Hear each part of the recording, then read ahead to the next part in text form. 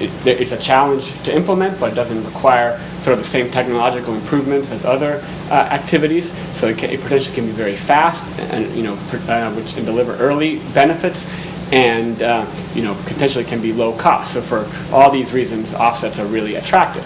However, Adam did a very nice job of explaining some of the challenges in actually getting them up to scale, and that's what I'm going to focus on. I'm going to talk a little bit about some possible ways we might be able to do this. I'm also going to talk about bioenergy, which is a little bit different. I mean, it's agriculture and forestry. It involves a lot of the same biophysical processes, but it's been dealt with very differently in the cap and trade proposals. And I'm going to talk about some of the challenges and ways that could be improved. And in particular, I'll just give you a preview. Adam talked about how there's a real challenge in terms of offsets, because we're talking about project scale activities. So, for example, there might be a lot of emission reductions spread across the landscape, but how do you get them up to scale? Because you have to monitor and verify things at a project scale, at a farm scale potentially. How do you get a landowner? There'd be a lot of transaction costs. How do you get a farmer necessarily to sign up for a contract to reduce nitrogen emissions? It can be a very cumbersome process, and I'm going to suggest that maybe we need to think about, people have talked a lot about sectoral offsets, like for the Chinese electric sector, for the deforestation sector of Brazil, and I think there's potentially a lot of thinking that we could do about how that could apply domestically in terms of being able to implement domestic forest and agriculture activities at more of a large scale through more programmatic kinds of initiatives and sort of larger scale monitoring. So I'll talk about that.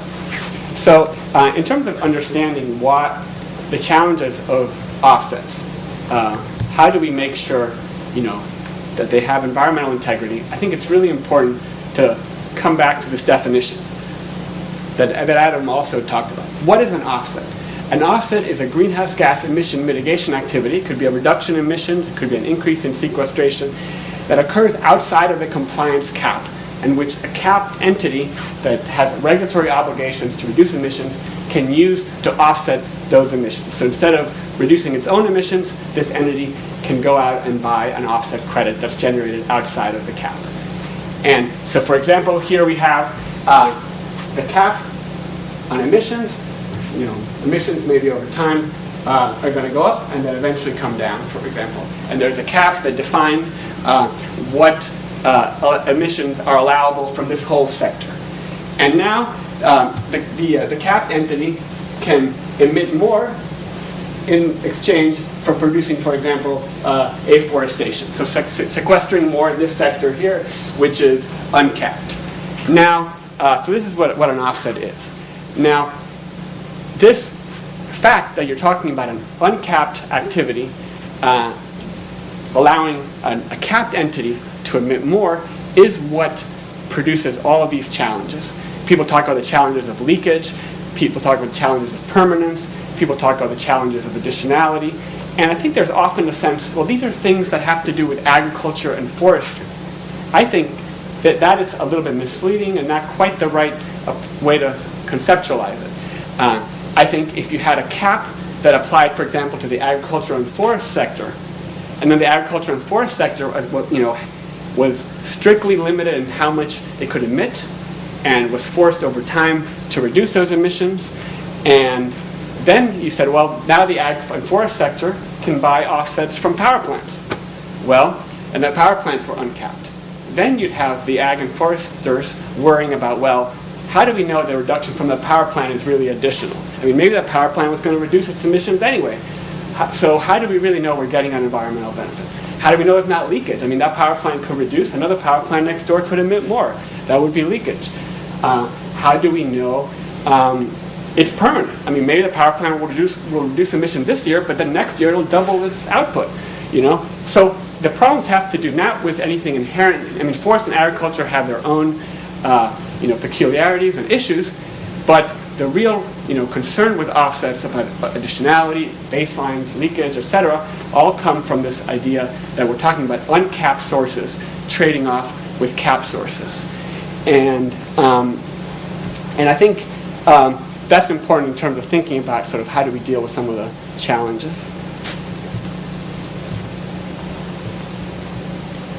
Now, why is ag and forestry so important? Well, globally, according to the IPCC, the ag and forest sectors are about 31% of global greenhouse gas emissions. So this is a big deal. And I think most of the analyses showing, whether the world can realistically avoid dangerous climate change say that, well, unless we're willing to bear, really excessive costs, this is not going to be possible without the involvement of the ag and forest sector, because it's such a big chunk of global emissions. Deforestation, somewhere, as Adam said, about 15% of global emissions. Agriculture gets a lot less attention globally, but it's about, according to this, it's 14%. So not too far behind. In the US, agriculture is much less, of course, about 6%, but in many developing countries, agriculture is a big number, and also because we're talking largely about methane and nitrous oxide, which have this much higher global warming potential, this is what makes it such a big number. So ag and forestry is a big deal in terms of emissions.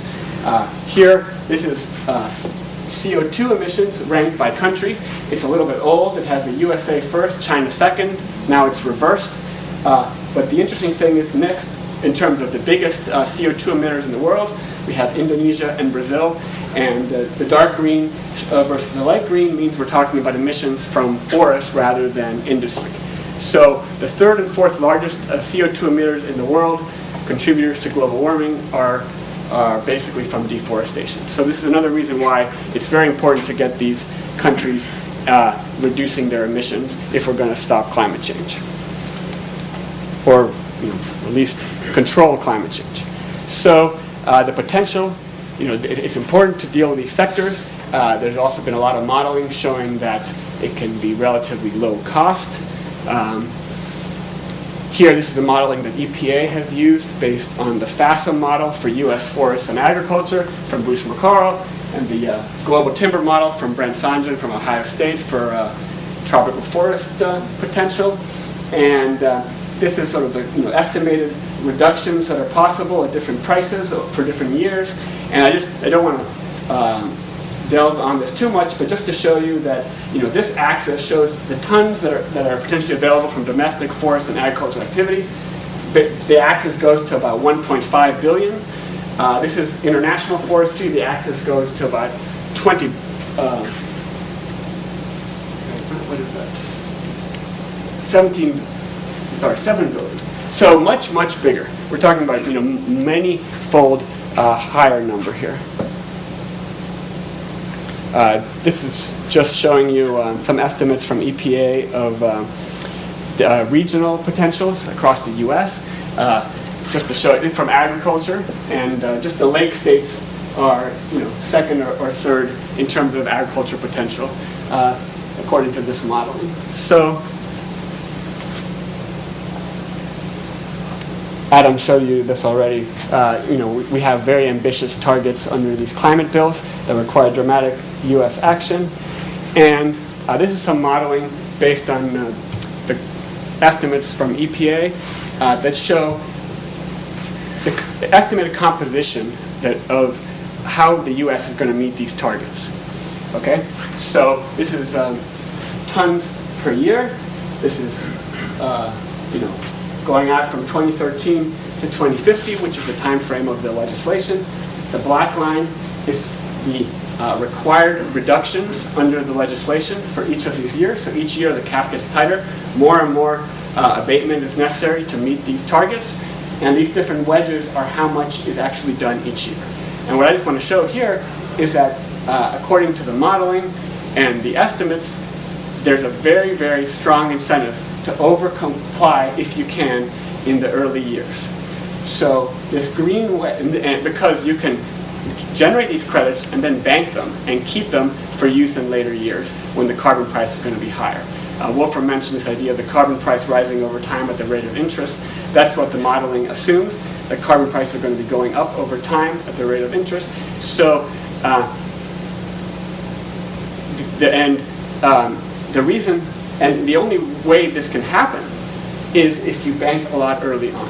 if you don't bank a lot early on and you wait till later, carbon prices are going to be really, really high, and you're going to have to do a lot at very high prices. So the modeling basically, firms can look ahead. They want to do as much as possible in the early years when cheaper reductions are available. And the biggest wedge is this green wedge, which is international forestry. And this smaller wedge here is domestic offsets.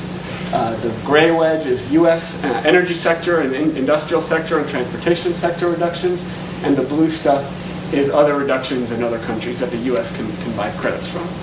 So there's this big chunk of over-compliance, and then later years you can do less than necessary and use this bank abatement to fill the gap. Modeling, this of course relies on all these offsets really being there. But if they are there, it has a tremendous benefit in terms of reducing costs. And also, we've done some modeling that shows that having this big bank is also very important in terms of providing a cushion in terms of carbon price volatility. Because if all of a sudden there's a big spike in the price, you can, rather than having to go out and buy allowances from the market, if you have a bank of credits, you can use those credits instead, and that can really cushion the blow of sort of unexpected volatility. Also, from a system-wide perspective, this can provide a very important hedge. We've done some modeling of, well, what if all of a sudden, say in 2030, the rules of the game change, the world discovers climate change has become a lot more serious, and the targets unexpectedly get a lot tighter, and everyone has to reduce a lot more than they expected. Well, then you're a lot better off having this big bank than if you didn't. And there's a little bit, and this forestry potential can really help in that respect. Some people worry, well, having the forestry potential early on is going to decrease incentives to invest in clean technologies, and this could really harm you. At least the modeling we've done shows that, well, yes, we've worked with a group in Italy who does a lot of this induced technical change modeling, the theme group, and yes, having forestry offsets lets you off the hook a little bit from your energy sector emissions, having to reduce in the energy sector, so you invest a little less in wind and solar technologies. But we actually find that it varies by technology. So some technologies, actually like carbon capture and storage, get actually more investment when you have forestry credits. And that's because these are not zero emission technologies. Even carbon capture and storage involves some emissions. And by reducing the pressure to reduce emissions from the energy sector, you actually encourage slightly those technologies. So it's a complicated story there. Just to skip this. Just to highlight, Adam mentioned that this is the estimated wedge of the U.S. domestic offsets. It was a small sliver in the other graph. It's now a bigger wedge showing you here.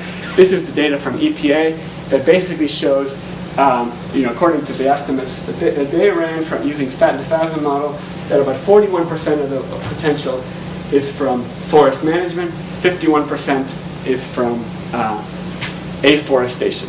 And the afforestation takes time to ramp up, so that's because the trees take time to grow, and that's why it gets bigger over time.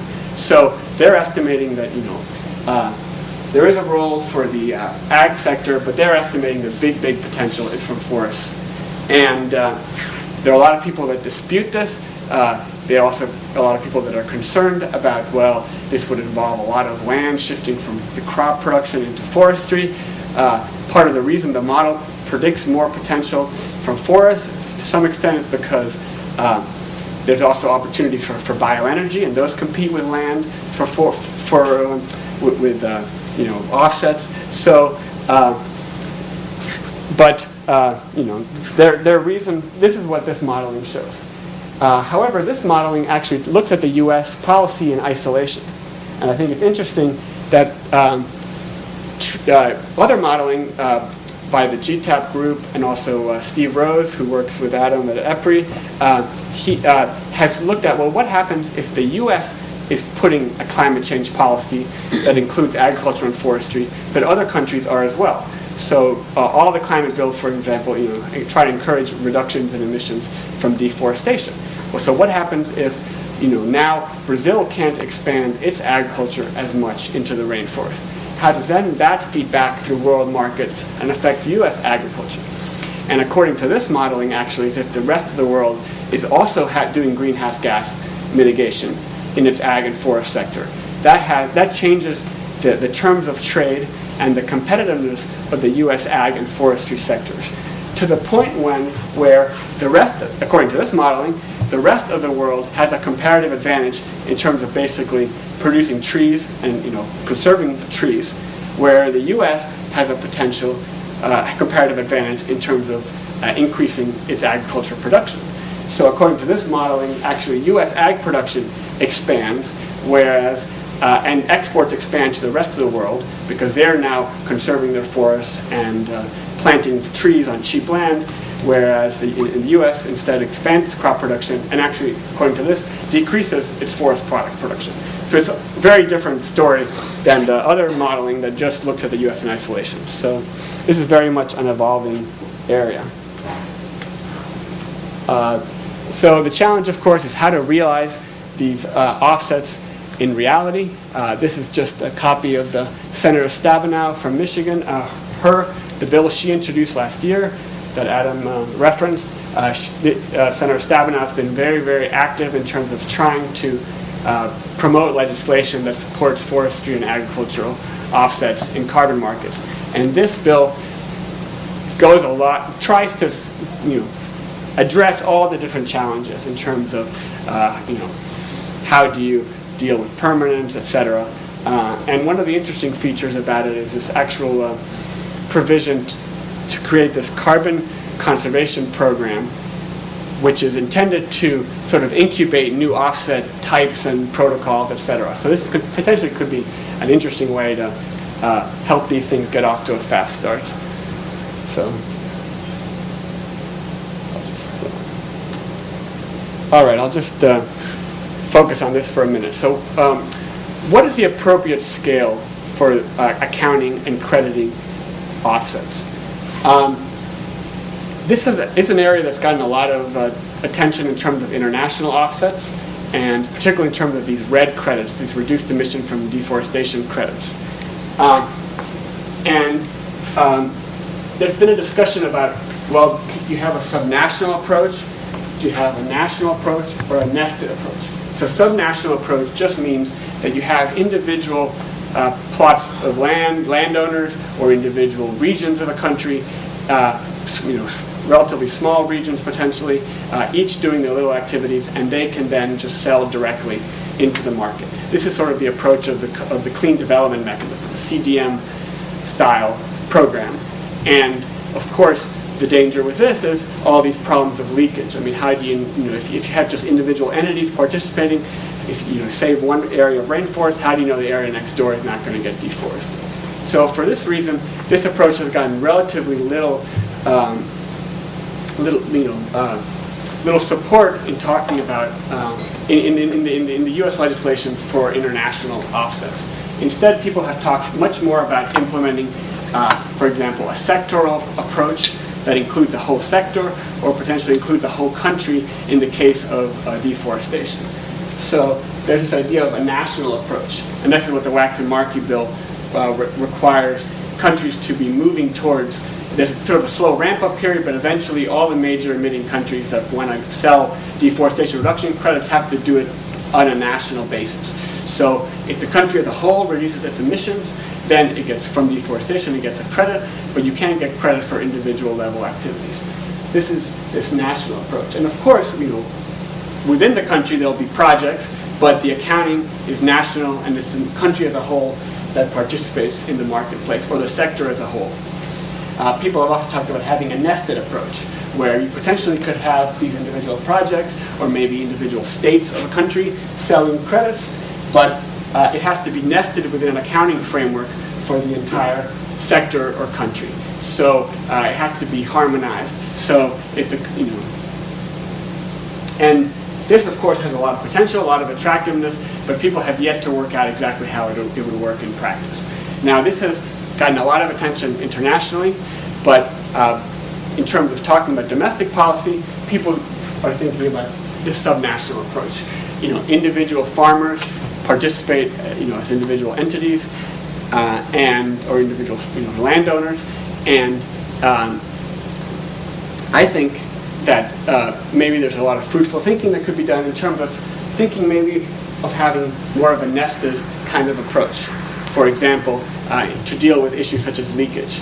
So maybe individual landowners can sell their credits, but at least over time there might be some accounting or at least monitoring of what's going on, say for the whole U.S. forest sector, or maybe for a state such as Michigan. Maybe Michigan can do a program for its non-industrial forest owners, or for nitrogen reductions in agriculture, and then keep track of what's happening at a broader scale.